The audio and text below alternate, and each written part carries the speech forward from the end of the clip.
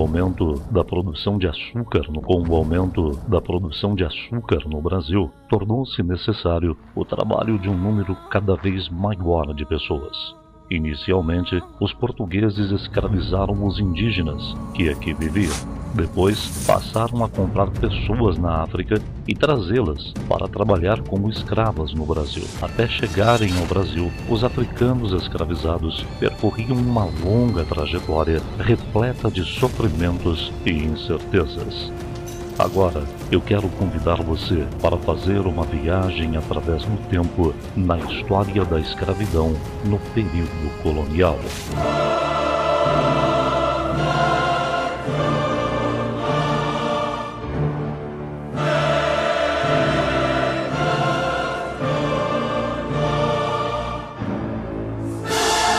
Os africanos eram capturados em suas aldeias e levados para as feitorias próximas aos portos de embarque.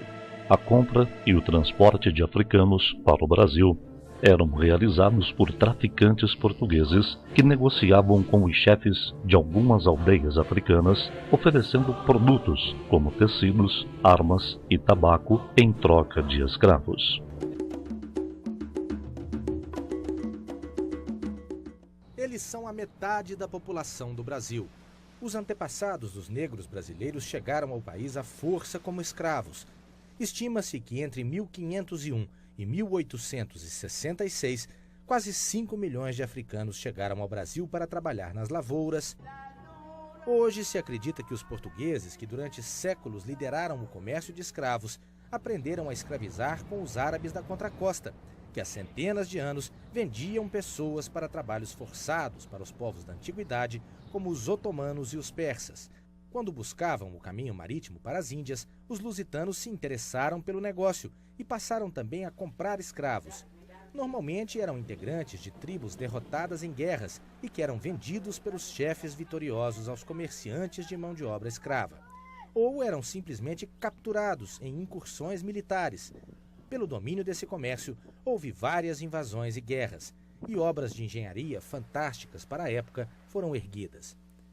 Muitos desses lugares estão hoje abandonados, em ruínas, mas guardam passagens cheias de nunca mais.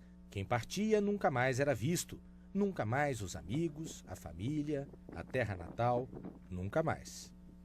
No Brasil, os escravos da contracosta africana eram conhecidos por suas habilidades aprendidas com os árabes. Uma delas a capacidade de lidar com os metais e as joias. Alguns eram alfabetizados em línguas orientais e chegavam a ser mais instruídos do que seus senhores. A etapa seguinte era a viagem de navio até o Brasil.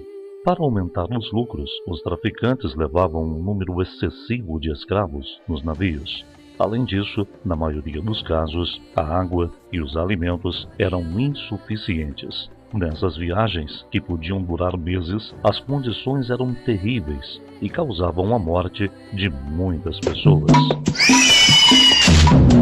Esses pretos não valem o fumo e a aguardente que a gente pagou por eles. Ficam doentes e morrem à toa, principalmente as mulheres. Dos 500 negros que embarcaram, acho que uns 400 chegarão vivos. Ah, mas a venda compensa. Ganharemos 10 vezes mais do que gastamos. Umevare kashitele lenhoqueto. Kukaiuangue, uafá, no coquipuyuá. Da o mala.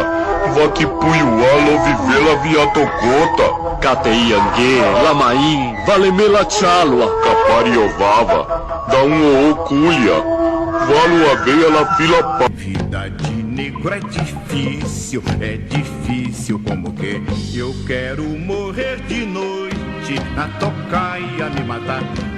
Ao chegar ao Brasil, geralmente os africanos eram levados para um mercado de escravos. Nesses mercados, eles costumavam receber uma alimentação melhor e alguns cuidados de saúde com o objetivo de melhorar sua aparência e aumentar o seu preço de venda. Os escravos, então, ficavam expostos à venda e eram examinados minuciosamente pelos compradores, que procuravam identificar os mais fortes e sadios. Depois de vendidos, alguns escravos eram levados para trabalhar nas vilas e nas cidades. Porém, a maioria era levada à área rural para trabalhar na produção de açúcar. O tráfico de escravos da África para o Brasil, no decorrer do tempo, tornou-se uma atividade muito lucrativa, tanto para os traficantes de escravos quanto para a coroa portuguesa.